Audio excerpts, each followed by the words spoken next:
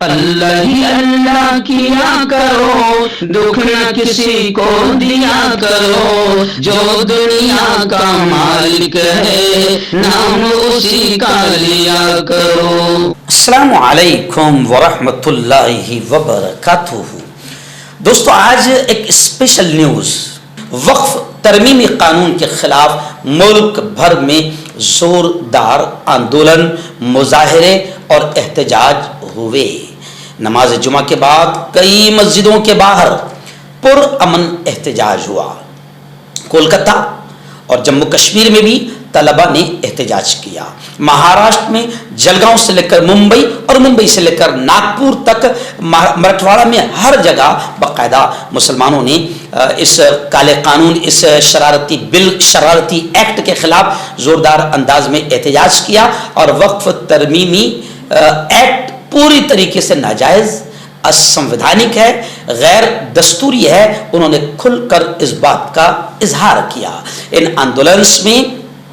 بات کرنے والے، تقریر کرنے والے تمام مقررین نے بتایا کہ کس طریقے سے مودی کی ناپاک نظریں اور بی جے پی کی ناپاک نظریں مسلمانوں کی اوقاف کی زمینوں کو ہڑپ کرنے پر لگی ہوئی ہے۔ گزشتہ کل جلگاؤں عیدگاہ میں میرا بیان تھا، وہاں پر الحمدللہ 35 منٹ میں میں نے اس بات کو بیان کیا کہ وقف قانونی ایکٹ کیوں ہمیں قبول نہیں اور کس طریقے سے ان کی ناپاک نیت ہے مسلمانوں کی زمین کو ہڑپ کرنے کی۔ اس کو لے کر باقاعدہ رات میں 9:15 بجے سے لے کر 9:10 تک، یا یوں سمجھیے کہ 2.25 گھنٹہ، 11:30 تک all India Muslim personal board Maharashtra کے ذمہ داران کی زوم میٹنگ بھی ہوئی، جس میں ہر علاقے سے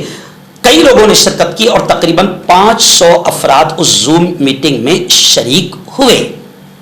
آگے کس طریقے سے لائے عمل تیار کیا جائے، اس کو لے کر باقاعدہ میٹنگ میں بہت ساری باتیں سامنے آئی۔ پھر میں آپ کو بتا دوں کہ فاروق انصاری جو مشہور سینئر صحافی ہے، انہوں نے بھی مشورہ دیا ہے کہ احتجاج کہیں دوسرے شکل اختیار نہ کر لی، اور ممبر پارلیمنٹ عمران مسعود نے بھی کہا ہے کہ احتجاج اور آندولن کا فائدہ بی جے پی کو ہوگا۔ اور اسی طریقے سے ایک بہت ہی سلجھے ہوئے سیکولر جج رہے ہیں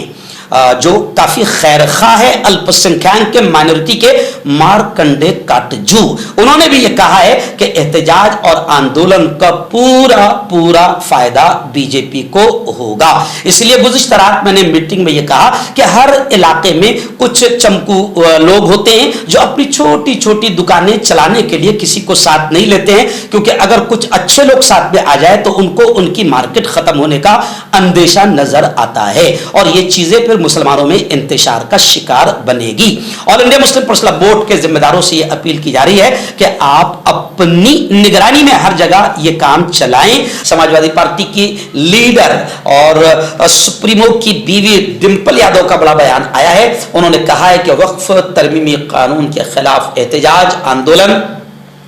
جائز ہے، حکومت کو پرامن احتجاج پر آبجیکشن اور اعتراض نہیں ہونا چاہیے، اور یہ بھی کہا کہ جمہوری انداز میں جو لوگ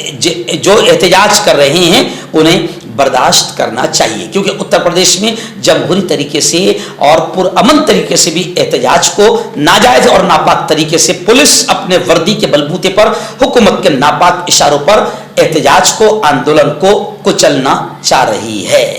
جمعیت علماء ہند حضرت مولانا محمود مدنی نے بھی وقف ترمیمی ایکٹ کو سپریم کورٹ میں چیلنج کر دیا۔ الحمدللہ 15 سے زائد عرضیاں،